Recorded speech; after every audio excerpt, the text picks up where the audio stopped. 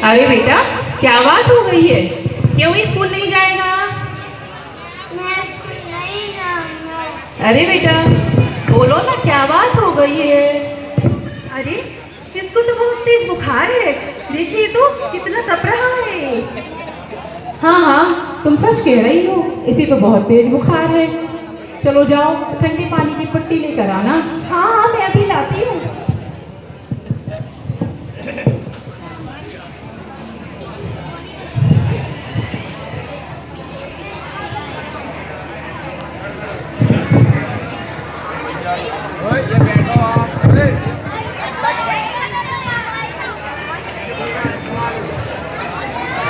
अरे ऐसा क्या हुआ होगा स्कूल में जो आज ही गया और आज ही उसे इतना तेज बुखार आ गया है। हाँ हाँ, इसका बुखार ठीक होने दो, फिर देखते हैं, पूछते हैं प्यार से उससे, उसे क्या हो गया है। हाँ हाँ, मैं ठंडे पानी की पट्टी रखकर उसका बुखार उतार दूंगी। बेटा, अब ठीक लग रहा आपको? बताओ ना, क्या हुआ था स्कूल में बेटा? बेटा बताओ ना, क्यों रो रहे हो? ऐसा क्या हुआ है जो आप स्कूल नहीं जाओगे? मैं स्कूल नहीं जाऊंगा। स्कूल में सब जन लड़ाई करते हैं, झगड़ा करते हैं, मारपीट करते हैं, इसलिए मैं स्कूल नहीं जाऊंगा। अच्छा, ऐसी बात है क्या बेटा? तो मैं कल ही स्कूल जाकर और दूसरे स्कूल में आपका एडमिशन करवा देता हूँ।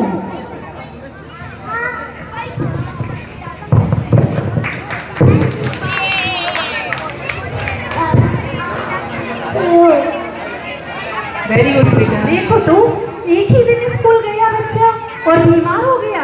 पता नहीं ऐसा कैसा स्कूल है, वहाँ बच्चे लड़ाई करते हैं। आप कल ही जाना और उसका दूसरे स्कूल में एडमिशन कराना। ठीक है, आप इतनी चिंता क्यों करती हो? मैं कल बिल्कुल स्कूल जाकर और तुरंत ही उसका दूसरे स्कूल में एडमिशन करवाता हूँ। हाँ हाँ डॉक्टर साहब, जरूर।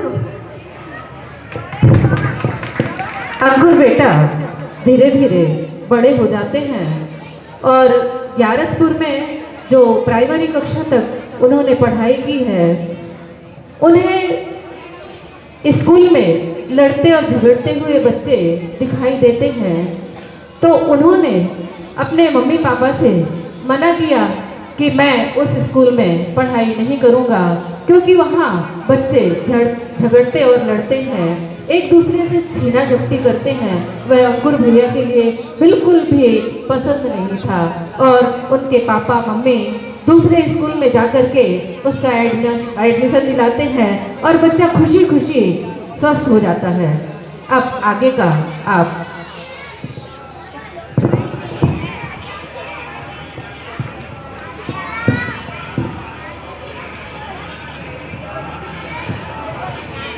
पहचानो हम कौन है? आकांक्षा बेटा, आप हो? अरे अंकुर बेटा, माँ बाप अपने बच्चों को नहीं पहचानेंगे क्या बेटा? आप इतनी खुशी क्यों दिखाई दे रहे हो? मम्मी आपको पता है, कल हम लोग को पाठशाला में बहुत सारे गिफ्ट मिले थे और इसको तो मुझसे भी ज्यादा गिफ्ट मिले हैं।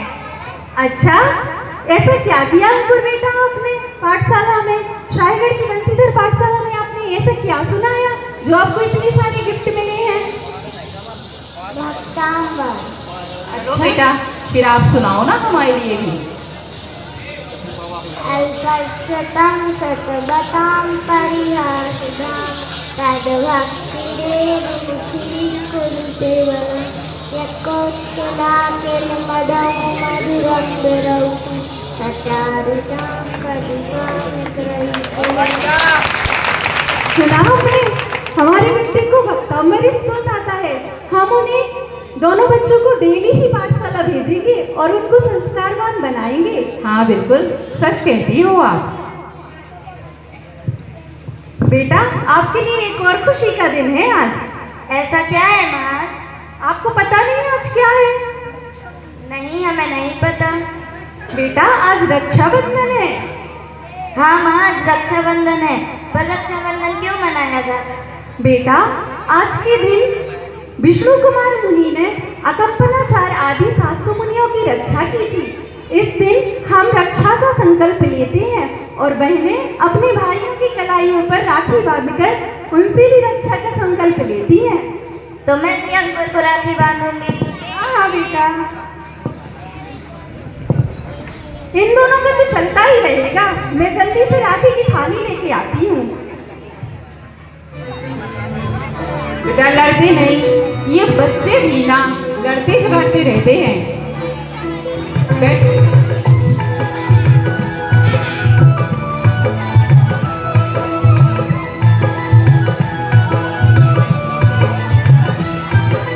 सात शतक मुनियों की रक्षा के ही मुनि विष्णु कुमार, मुनि रक्षा का संकल्प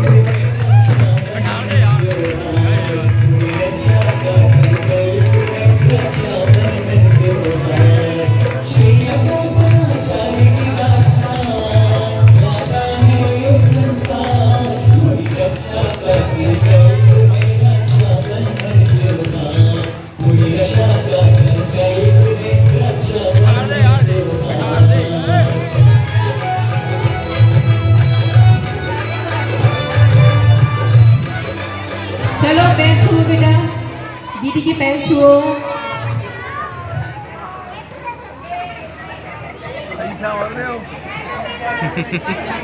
लाओ मेरी गिफ्ट कहाँ है? मैं नहीं दूंगा। इस तरह हमारे अंकुर भैया ने धीरे धीरे अपनी संस्कृति को संभाले हुए धार्मिकता का भी परिचय दिया। जब इनके पापा की जो प्रशासनिक सेवा थी, वो प्रशासनिक सेवा को करते हुए भी धार्मिक संस्कारों का बीजारोपण करते रहे और माँ उनके संस्कारों को प्रवर्धित करती रही। अंकुर भैया ने रक्षाबंधन के दिन यह संकल्प लिया था कि मैं भी जैन धर्म की पताका को हमेशा फहराता रहूँगा और जैसे अकम्पनाचार्य मुनियों की सेवा हुई थी, उनके दुख दर्द को दूर किया था, ऐसे ही मैं भी उन सभी मुनियों की दुख दर्द को दूर करूँगा। आपने देखा कि बचपन में जो बीजारोपण स्कूल में हो जाता है, वह बीजारोपण हमेशा काम में आता है। और आपने देखा कि बच्चे ने उस स्कूल को त्याग दिया क्योंकि वहाँ पर कोई साफ सफाई और बच्चों का अनुशासन नहीं था। लेकिन हमें ऐसे स्कूलों का प्रवर्धन और संवर्धन करना है, जैसे हमारे यहाँ कई स्कूल हैं, वहाँ साफ सफाई एवं उनका प्रवर्धन अच्छे से होना चाहिए। अगला दृश्य हमारा आपके समक्ष प्रस्तुत है, देखिए।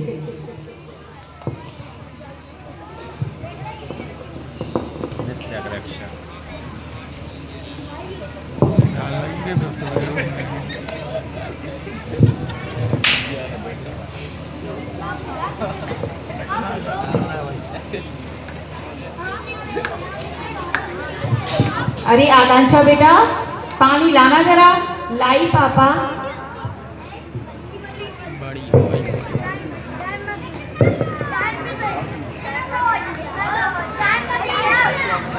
बेटा ये सामान लाया था कुछ, आपकी माँ दिखाई नहीं दे रही बेटा, कहाँ है? पापा, माँ तो किचन में मिठाई बना रही है। अरे मिठाई? किस बात के लिए मिठाई बना रही है? पापा, आपको नहीं पता कि आज भाई का रिजल्ट आने वाला है? अरे हमारे अंकुर का रिजल्ट आने वाला है आज? जी पापा।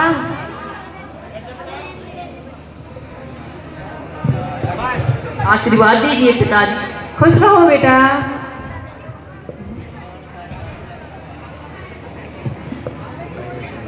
ओ भाई, तेरा रिजल्ट कैसा आया? मेरा रिजल्ट? नहीं, उसमें तो मैंने टॉप किया है। अरे वाह, ये हुई ना भाई वाली बात।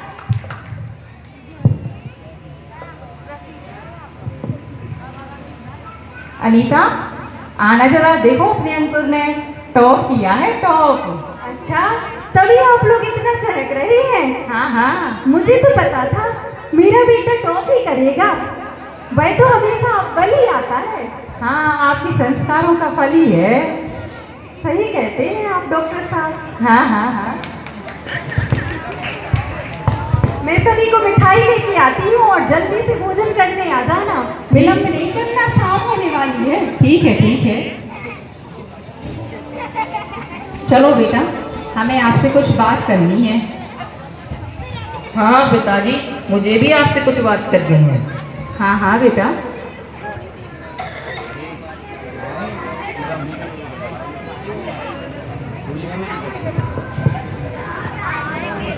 अंकुर ने अपने विद्यालय में टॉप किया है और वह खुशी जाहिर करने के लिए उनकी माँ एवं पिता आपके समक्ष प्रस्तुत हैं। बेटा, अब आपने 12th तो कर ली है, अब इसके बाद आपका आगे क्या करने का मन है? पिताजी, मेरा तो अब इंजीनियरिंग करने का मन है। अच्छा बेटा, इंजीनियरिंग करोगे? तो फिर कहाँ से करोगे? पिताजी, मैं तो किसी बाहर के बड़े कॉलेज से इंजीनियरिंग करूँगा। क्यों बेटा, अपना विदिशा का कॉलेज तो इतना बड़ा है, तो विदिशा के कॉलेज से ही कर लेते। परिवार के साथ रहोगे तो धार्मिक शिक्षा एवं व्यवहारिक ज्ञान भी प्राप्त कर सकते हैं। हम परिवार के साथ में रह के सारे त्यौहार एक साथ मना सकते हैं। अपना छोटा सा तो परिवार है, सब साथ मिलकर रहेंगे तो अच्छा रहेगा। ठीक है पिताजी, जैसा आपको ठीक लगे। ठीक है बेटा, हमें आज से यही उम्मीद है।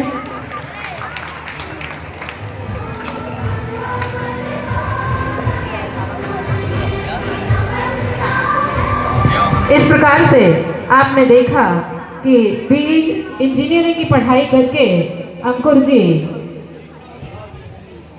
अपने कार्यों में संलग्न हो जाते हैं और उन्होंने जो धार्मिक शिक्षा भी प्राप्त की थी वह धार्मिक शिक्षा का भी अंकुरण उनमें प्रस्फुटित होता रहता है।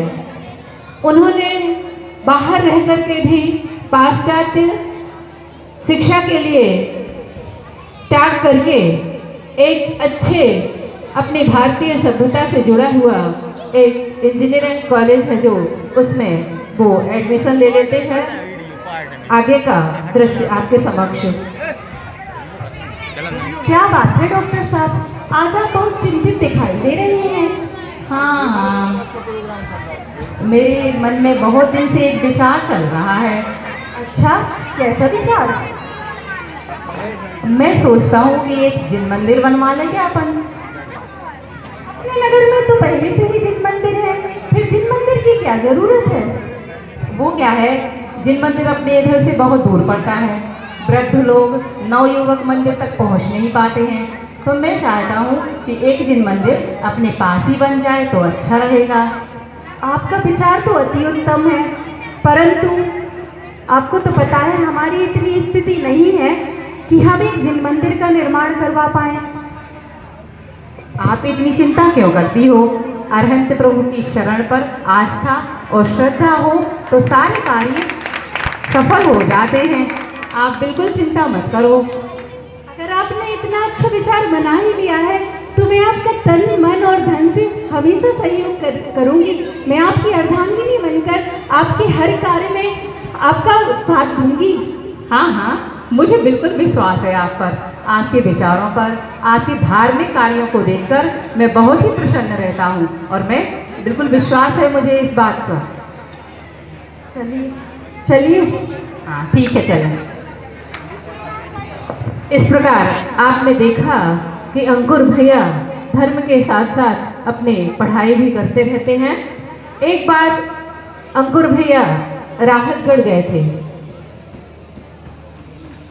उन्होंने आचार्य श्री विद्यासागर महाराज जी के संघ के समता सागर जी महाराज, प्रमाण सागर जी महाराज एवं निवास सागर जी महाराज के साथ में बहुत समय व्यतीत किया था और उन्होंने धीरे धीरे धर्म का प्रस्फुटन भी किया था उनके संघ के साथ में।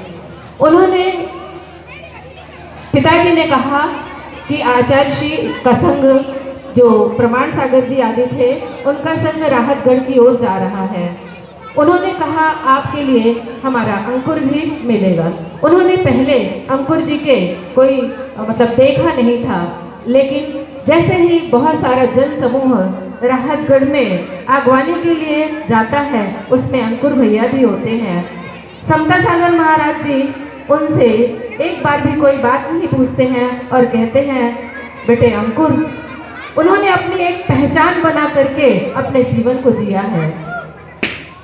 उन्होंने छोटी छोटी सी बातों का ध्यान रखते हुए, छोटी छोटी सी कदम बढ़ाते हुए एक बड़ी मंजिल को प्राप्त किया है।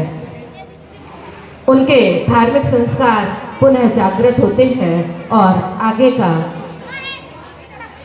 दृश्य जो आपने देखा है उसमें आचार्य श्री विशुद्ध सागर जी महाराज के सानिध्य में पंच कल्याणक, जो कि माता पिता के सहयोग से एवं समाज के सहयोग से भव्य मंदिर का निर्माण हुआ था, उस मंदिर के निर्माण में और पंच कल्याणक में अथाह राशि इकट्ठी करके और बड़ा सा मंदिर बनवाया। उस मंदिर में जब पंच कल्याणक हुए तब माता मरु देवी और नाभि राय का पद इनके माता पिता ने ही स्वीकार किया था और व्रत को लेकर के अंगीकार किया। इसके साथ ही साथ हमारे अंकुर भैया ने बाहुबली बनने का निश्चय लिया और उन्होंने अच्छे बाहुबली के एक रोल को अदा किया जो कि उनके जीवन में समाहित है। आप इसके पश्चात देखेंगे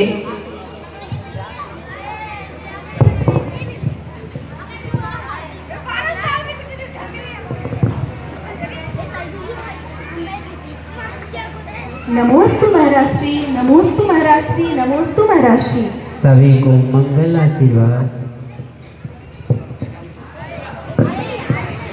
हे गुरुदेव, मैं इस संसार के परिभ्रमण से थक चुका हूँ। अब मैं अपनी आत्मा का कल्याण करना चाहता हूँ।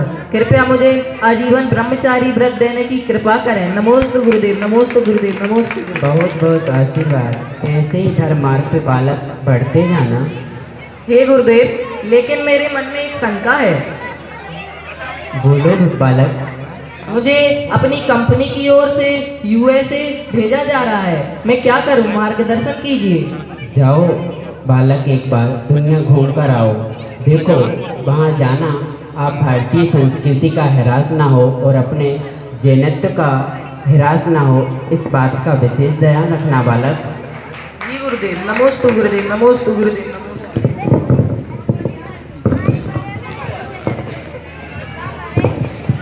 इस प्रकार माता पिता दोनों ने साहस, हिम्मत और संबल और अंकुर बेटे के खुद दृढ़ विश्वास को सिखाया।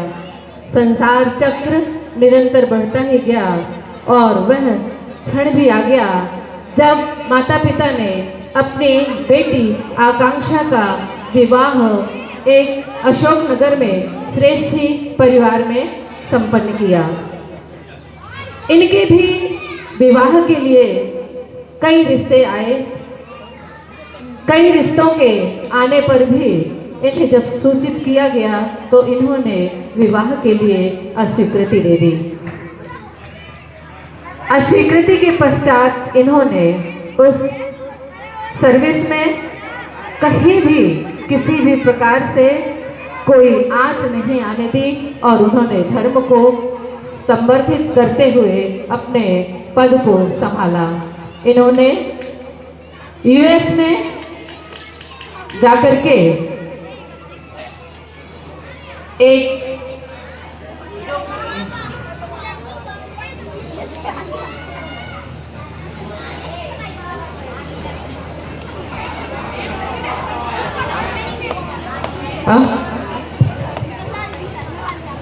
इन्होंने जिस कार्य को निरंतर गति प्रदान की है, उस गति को प्रदान करते हुए हम आपके लिए एक छोटी सी क्लिप दिखाने जा रहे हैं कि उन्होंने विदेश में जाकर के किन किन पदों पर किस तरीके से अपनी संस्कृति को बचाते हुए बड़ी बड़ी गाड़ियों का चलाना, स्केटिंग करना, हवाई जहाज में उड़ना और हर तरीके के कार्यों को करते हुए अपने सभ्यता को बनाए रखा, अपने संस्कार को बनाए रखा। देखिए आप क्लिप के द्वारा।